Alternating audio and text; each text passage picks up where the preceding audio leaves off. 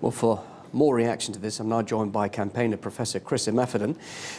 Chris, firstly, I know that you were just at that vigil earlier this evening. Sadly, yes. When was the news about this police action, this police statement saying they will now pursue an investigation, was that already available to people? Did people know about that at the time at the vigil? No, the vigil started without any knowledge of it. It was midway through the vigil that I got a text, and then somebody sent a WhatsApp, and then I've started getting messages that said, oh, right, have you heard the latest? So when you heard that news, what sort of reaction did you get from those around you? What's the perception and the reaction to this latest move by the police? Oh, reassuring, very relieved, and it was welcomed, because a lot of people have been asking questions all along, and the impression was that there was going to be a cover-up.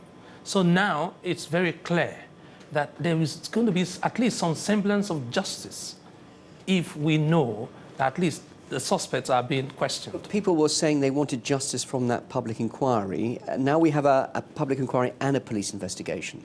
So what's going to be the difference between the two? The public inquiry looks at why there was a fire, why all the floors got burnt down, because literally we shouldn't have the floors burnt down, we should just have one unit burnt. Now the inquiry will tell us what led to that. The inquiry makes recommendations to government and cannot, repeat, cannot compel the government to take any action on the basis of their findings. It can only recommend.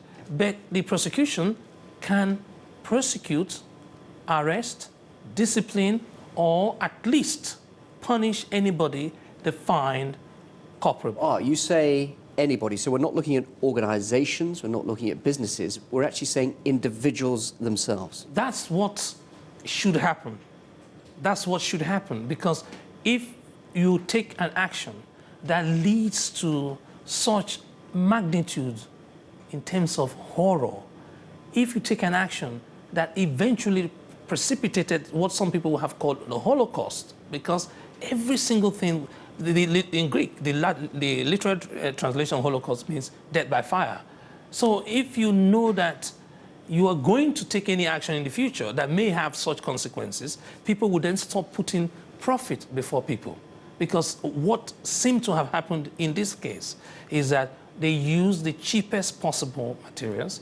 They forgot to put forgetting to put sprinklers in buildings inhabited by humans is something that is a terrible thing. So I hope we can now focus on the victims and see how we can bring the victims and survivors back on stream. And very much this investigation involving all of the community, because obviously there were worries that the inquiry wouldn't actually involve and the voice of all those affected really being heard in that inquiry. But now this police investigation will obviously reflect people's concerns and voices, and indeed witness statements too. Yes, but although the inquiry is still very narrow, the questions that the inquiry is pursuing is still very narrow, the representation as far as the inquiry is concerned, remember, we have a retired,